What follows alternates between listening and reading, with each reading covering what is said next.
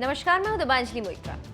भारत चीन के बीच लद्दाख में तनाव और दोनों देशों के राजनेताओं और हुक्मरानों की भाषा से लग रहा है कि युद्ध के मुहाने पर खड़ा है भारत और चीन। इसी बीच इस युद्ध के लिए अमेरिका भी कूद पड़ा है, भारत को खुलेआम समर्थन दे रहा है। इसके साथ ही साथ राजनीतिक विश्लेषक और विदेशी मामलों के जानकार भी सक्रिय हो गए हैं और उनकी राय भी कुछ अलग है।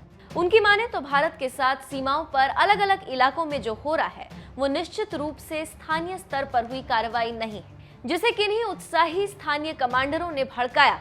ये कार्रवाइयों का ऐसा सेट है जिसे थिएटर स्तर पर मंजूर किया गया, और अगर इन्हें थिएटर स्तर पर मंजूरी मिली तो इसे अनिवार्य तौर पर बीजिंग में जनरल स्टाफ के स्तर पर भी हरी झंडी दिखाई गई होगी। भारत को चौकस सैन्य तैयारियां जारी रखनी चाहिए, जिसमें स्थिति की गंभीरता बढ़ने का पूर्वानुमान लगाना भी शामिल है।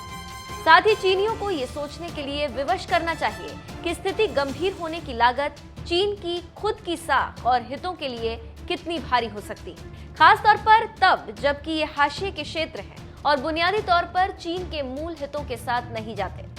राजनीतिक विश्लेषकों की माने तो चीन जो लद्दाख में करने की कोशिश कर रहा है वो है जमीन पर नए तथ्यों को स्थापित करना, और चीन भारत के साथ इस तरह का बर्ताव ऐसे समय में कर रहा है जब पूरी दुनिया कोविड-19 संकट में है और हर देश अपने प्रदर्शन को लेकर दबाव में है।